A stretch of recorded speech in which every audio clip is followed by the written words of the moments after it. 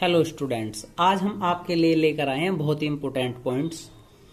आणविक द्रव्यमान या मोलर द्रव्यमान, जिसे हम बच्चों दूसरी भाषा में अणुभार भी कहते हैं। तो तीनों एक ही शब्द हैं। अब देखते हैं बच्चों इनकी डेफिनेशन। तो थोड़ा समझने का प्रयास करेंगे बच्चों, बहुत आसान टॉपिक है। देखते हैं आणविक द्रव्यमान या मोलर द्रव्यमान। किसी अणु का आणविक द्रव्यमान उसमें उपस्थित विभिन्न तत्वों के परमाणु द्रव्यमान का योग होता है। तो किसी अणु का आणविक द्रव्यमान उसमें उपस्थित विभिन्न तत्वों के परमाणु द्रव्यमान का योग होता है। परमाणु द्रव्यमान मतलब बच्चों परमाणु भार। ठीक है बच्चों, परमाणु द्रव्यमान का मतलब क्या है? परमाणु भार के योग के बराबर होता है। तो बच्चों अब हम आपको यहां से कुछ तत्वों के आणविक द्रव्यमान निकालना सिखाएंगे। तो बच्चों हम आपके पास लेकर आए हैं CH4 का आणविक द्रव्यमान।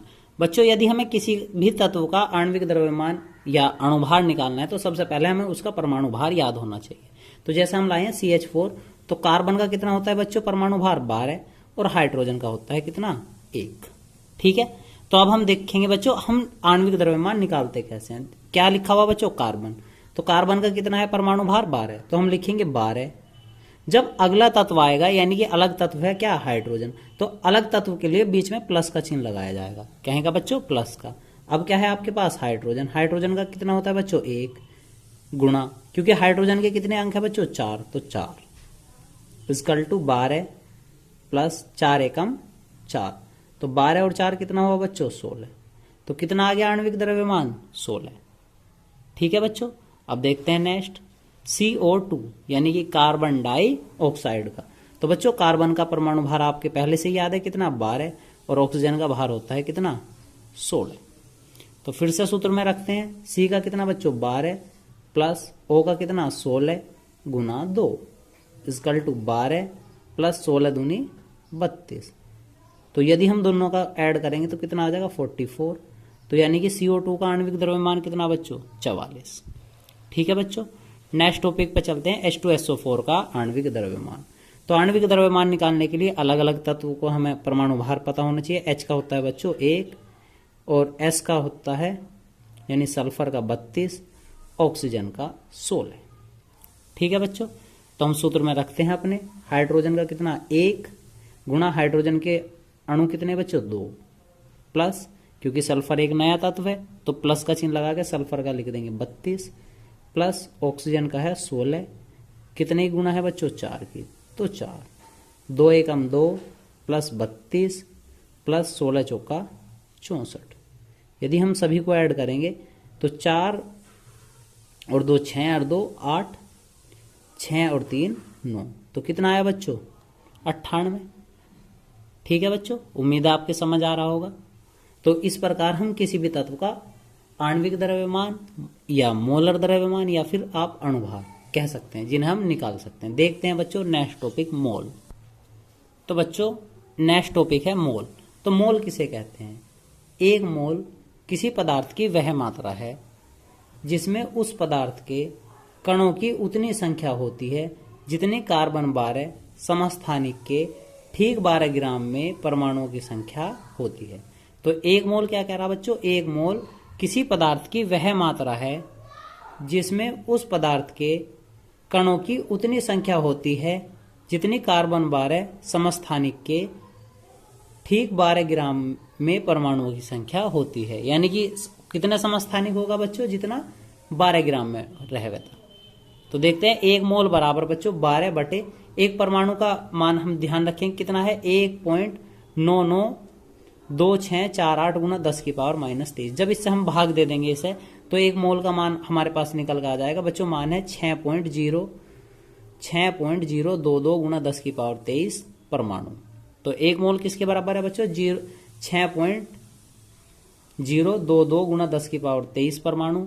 यहां से आप परमाणु की संख्या भी निकाल सकते हैं। इस मान को ही हम अवोगाद्रो नंबर भी कहते हैं। ठीक है बच्चों, तो ये हमें केवल याद रखना है, आंकिक प्रश्न में ये यूज होता है। देखते हैं अब आंकिक प्रश्न। तो बच्चों देखते हैं एक आंकिक प्रश्न। 16 ग्राम ऑक्सीजन गैस में अणुओं की संख्या ज्ञात कीजिए। 16 ग्राम ऑक्सीजन में क्या पूछ रहा बच्चों? गैस के अणुओं की संख्या पूछ रहा है। तो गैस के अणुओं की संख्या निकालने के लिए सबसे पहले दिया हुआ क्या बच्चों? 16 ग्राम। यानी कि CO2, ऑक्सीजन को क्या कहें बच्चों, CO2 का द्रव्यमान। CO2 का द्रव्यमान कितना दे रखा बच्चों हमें, 16 ग्राम। ठीक है, हम क्या निकाल लेंगे, CO2 का मोलर द्रव्यमान। क्या निकाल लेंगे बच्चों, मोलर द्रव्यमान। या फिर हम क्या कहें मोलर द्रव्यमान को बच्चों, आणविक भार, जो अभी अभी आपने निकाला था। तो बच्चों CO का कितना होता है, 16, और गुणा कितने की बच्चों, 2 की, तो 16 दूनी 32। तो मोलर द्रव्यमान ऑक्सीजन का कितना आ गया बच्चों, 16। अब हम निकाल लेंगे इसमें CO2 के मोलों की संख्या, मोलों की संख्या। तो बच्चों मोलों की संख्या निकालने का सूत्र है CO2 का द्रव्यमान बटे CO2 का मोलर द्रव्यमान, CO2 का मोलर द्रव्यमान। तो जब हम CO2 का मोलर द्रव्यमान रखेंगे बच्चों, CO2 का द्रव्यमान कितना दिया हुआ, 16, और CO2 का मोलर द्रव्यमान कितना दिया हुआ बच्चों, 32। तो 16 से ऐसा कट कर लेंगे, 16 कम 16, 16 दूनी 32, कितना बना, 1/2 या 0.5। ठीक है बच्चों, उम्मीद है समझ आ रहा होगा अब तक। तो ये क्या है हमारे पास, CO2 के मोलों की संख्या। हमें निकालना क्या, अणु की संख्या निकालनी। तो O2 के यानी कि ऑक्सीजन के अणुओं की संख्या, अणुओं की संख्या। तो बच्चों अणुओं की संख्या का क्या सूत्र है हमारे पास, अणुओं की संख्या का सूत्र है मोलों की संख्या, मोलों की संख्या। फिलहाल में हम क्या ले रहे हैं, O2, तो O2 के मोलों की संख्या गुणा Na। क्या बच्चों, Na क्या है यहाँ पे बच्चों, अवोगाद्रो नंबर। तो CO2 के मोलों की संख्या कितनी आई बच्चों, 0.5, और Na का मान कितना होता है बच्चों, 6.022 गुणा 10⁻23। अभी हमने पूर्व में पिछली बार लिखा था इसका मान, तो कितना हुआ, 6.022 गुणा 10⁻23। तो बच्चों जब हम इसकी आपस में कैलकुलेशन करेंगे, यानी कि इसकी गुणा इसमें कर लेंगे, तो हमारे पास आंसर आ जाएगा 3.066 3.0115 गुणा 10⁻23 लगभग। ठीक है बच्चों, तो या आप इसे डायरेक्ट गुना कर सकते हैं यहां से, तो इसका आंसर आ गया। तो हमारे पास क्या आया, CO2 के अणु की संख्या। तो एक बार और समझते हैं बच्चों। तो उसने दिया हुआ था हमें 16 ग्राम ऑक्सीजन गैस में अणुओं की संख्या ज्ञात कीजिए, यानी कि O2 का द्रव्यमान कितना दिया हुआ था, 16 ग्राम। हमने O2 का मोलर द्रव्यमान निकाला, कितना, CO का कितना होता है बच्चों, 12 गुणा 2, यानी कितना आया, 32। तो O2 का मोलों की संख्या निकाल ली, तो O2 का द्रव्यमान बटे O2 का मोलर द्रव्यमान। O2 का द्रव्यमान था 16 और O2 का मोलर द्रव्यमान था 32। हल किया तो कितना आ गया बच्चों, 0.5। तो जब हम इस मान को हल करते हैं, तो O2 के अणुओं की संख्या का सूत्र है बच्चों, O2 के मोलों की संख्या गुना अवोगाद्रो नंबर।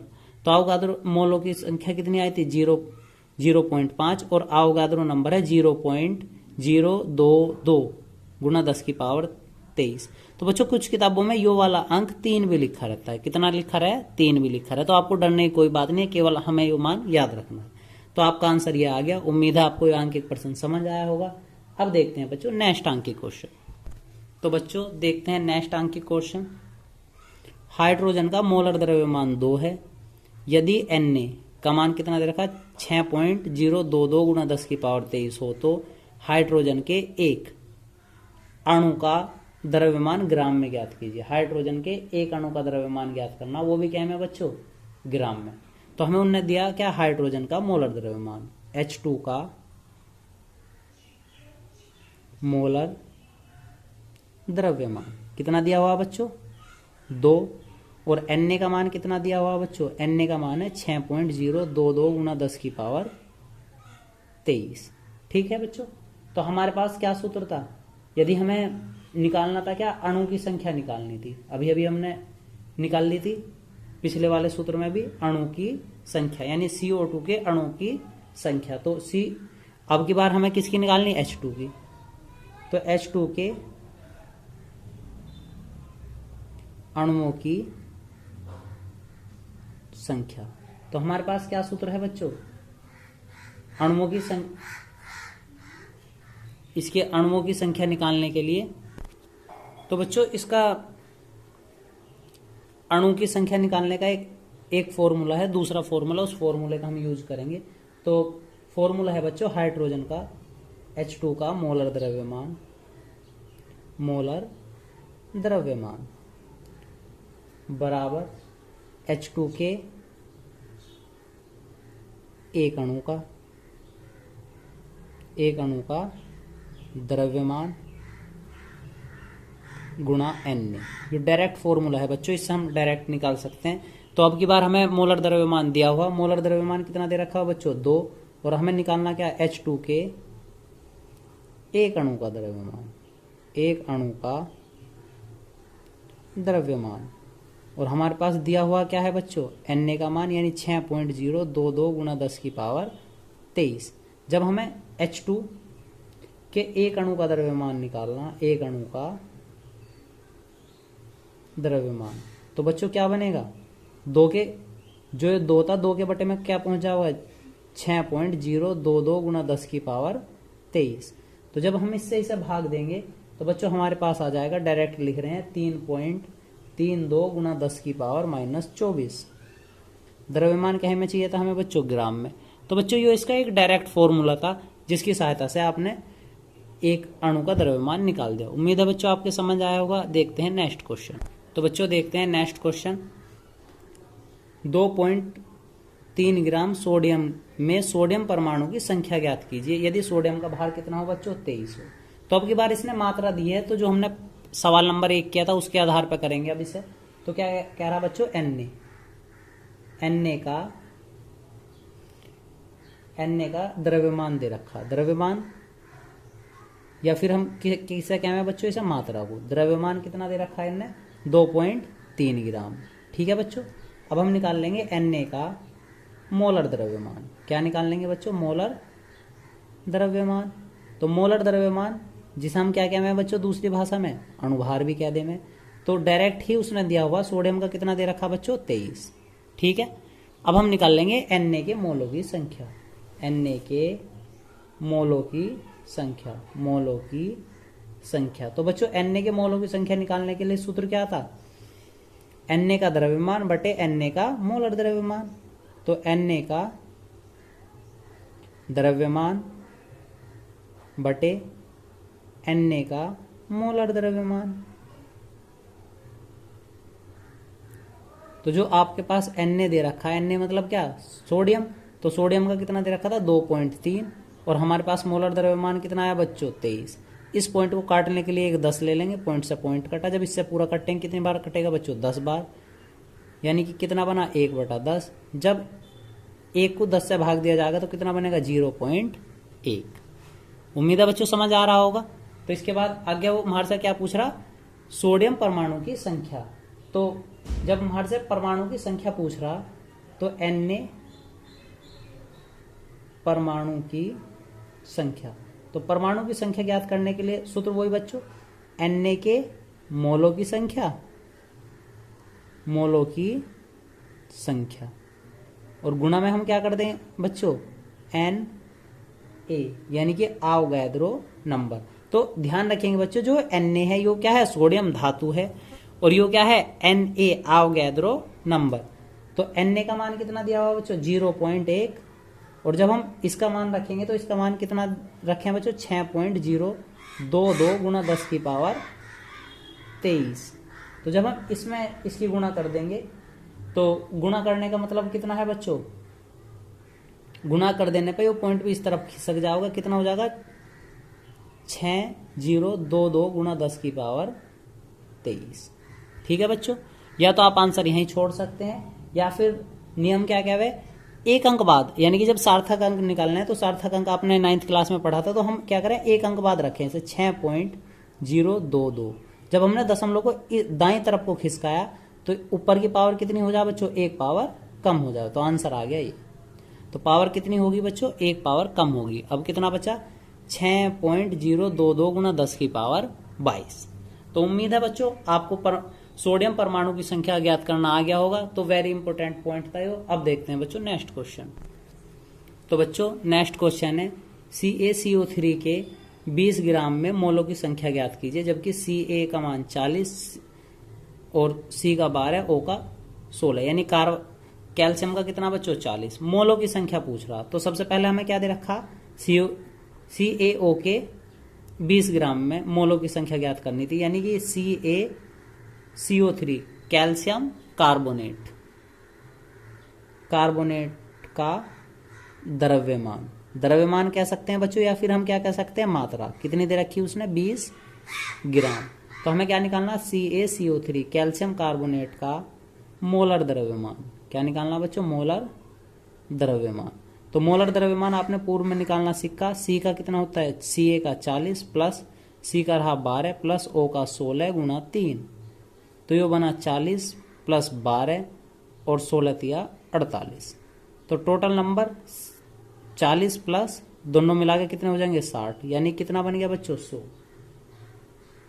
ठीक है, तो इसका मोलर द्रव्यमान कितना आ गया बच्चों 100। अब इसे हम हल करते हैं, क्या निकालना, CaCO3 के मोलों की संख्या, मोलों की संख्या। तो मोलों की संख्या का सूत्र बच्चों आप पिछली बार से कई बार पढ़ चुके हैं, क्या है, CaCO3 का द्रव्यमान, या फिर आप कह सकते हैं बच्चों CaCO3 की मात्रा, और नीचे क्या बनेगा, CaCO3 का मोलर द्रव्यमान, मोलर द्रव्यमान।